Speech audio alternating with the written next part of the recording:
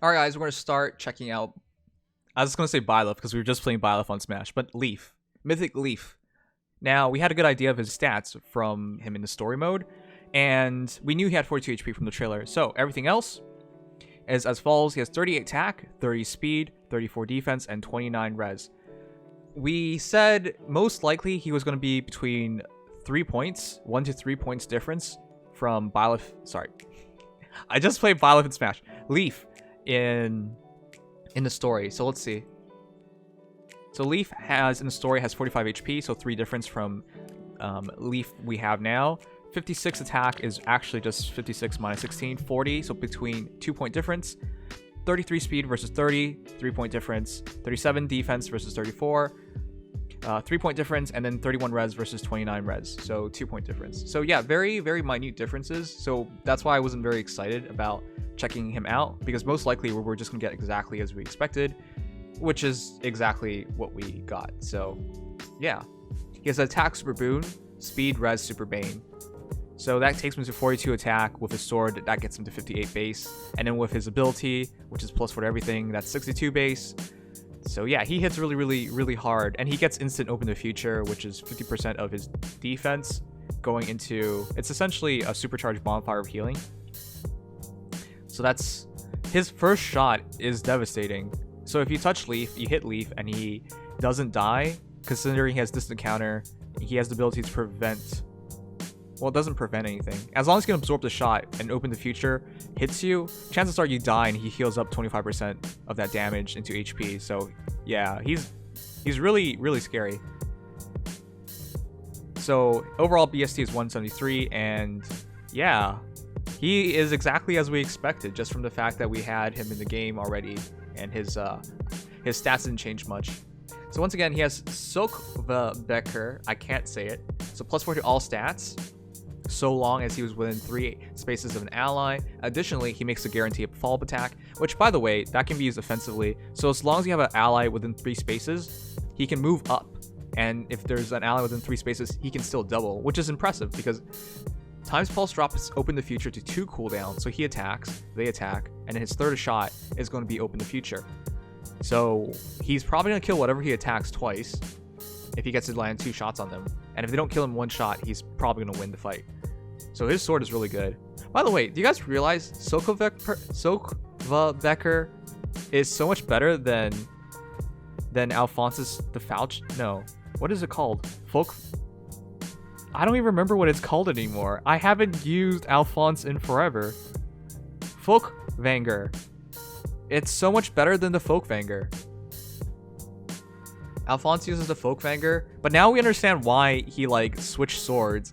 Because if you think about it, why would Lif continue to use the Vanger, which is basically just brazen attack defense, and then TA with the special refine?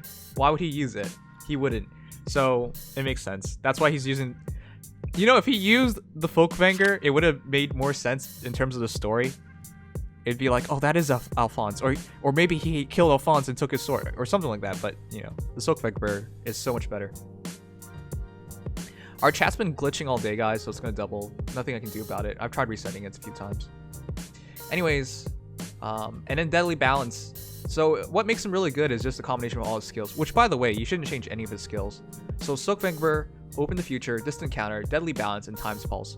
Time's Pulse drops Open the Future to 2 cooldown. Deadly Balance means every time you hit him, he instantly drops your attack and defense by 5, so long as his HP is over 50% or there's a penalty on him. And additionally, he has special cooldown charge +1 per foe's attack, not his attack. So it's not special fighter, it's just a defensive end of the special fighter. Well, not even completely defensive end because there's no guard, but basically, you hit him, and then he gets -2 cooldown, and then his counterattack will be an instant open the future.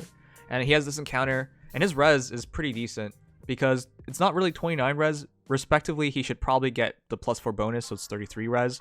I would honestly just drop distant defense on him as a seal, and you're probably done because that's all he really needs. And yeah. Oh, also, Vanger does 20 damage to nearest ally, but that's good because you can use that to drop your heroes into Vantage, Desperation, or whatever else. Okay, so not very different from what we saw yesterday. Do you guys want any comparisons? And if so, who? Alright, let's start with the worst hero of the bunch, Alfonse. So, Alfonse versus Lif. This is a very big difference because Alfonse is 157 BST, Lif is 173 BST. Now, that's actually kind of funny. Alfonse has 43 HP, which means he has one more than Lif. Bruh. That is actually hilarious to me. That is actually hilarious to me. So when he became undead, he lost 1 HP. But then, as a result, Alfonse has 3 less attack, 5 less speed. I guess that makes sense.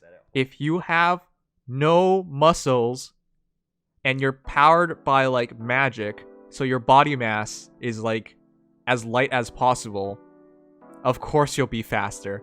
And then Alfonse has 32 defense, so 2 less defense and 7 less res. So again, Alfonse has 1 more HP, but that's the only thing he has more. So he has 3 less attack, 5 less speed, 2 less defense, and 7 less res. So Alfonse is, yeah, not even close. But I just do take some joy in that speed aspect, because I can't imagine how you get faster as you get older. I mean, as a kid, you generally bit faster unless you specifically trained for it. But yeah, that would make sense because he's literally hollow. So yeah, Alfonse is not much of a contest, of course. Nobody really should use Alfonse outside of Arena anymore. Next we have Itsuki. This is a better comparison because they both have 173 BST and they're both middling low speed. So Itsuki has 1 less HP, 1 less attack, same speed, 1 less defense, but 3 more res. They are virtually identical. Holy crap. He's basically Itsuki, but with a better sword and better B skill and better special. Yeah. Makes sense. But he's basically Itsuki. So yeah, again, Itsuki has 1 less HP, 1 less attack, same speed, 1 less defense for 3 more res. It's virtually the identical characters. Now, Itsuki's really good, and I would suggest people either max out Itsuki or the next character that we're going to check out, Astrum. But generally speaking, I'd suggest between Itsuki and Astrum to max out. So if you have Itsuki, it would basically be the same archetype as Lif, but Lif would be better just because his skills are so ridiculously good. The unique special is really what stacks it in his favor. The unique B skill too. Alright, as for Astrum is 172 BST, so 1 BST lower. Astrum has 2 more HP, 3 less attack, 6 more speed, 2 more defense, and 8 less res. So Astrum is still very, very competitive. If you want a faster character with a sword that kind of buffs himself and his team, it's Astrum for you. Yeah, he's not Lif. Lif doesn't really replace anybody. He's a very interesting character, but I think he's like in his class of his own. Yeah, Itsuki is not comparable because Mirage Falchions is a very different weapon. I think Itsuki is meant to tank things, whereas Lif is just meant to like destroy things. I think Lif's overall better hero, of course. Next we have Brave Alm. Brave Alm is 172 BST, so 1 less BST. Brave Alm has same HP at 42, same attack at 38, 5 more speed at 35, 3 more defense at 37, and 9 less res. That's actually pretty close. HP attack the same, defense basically the same. 3 more defense for Alm, of course, and 9 less res for Alm.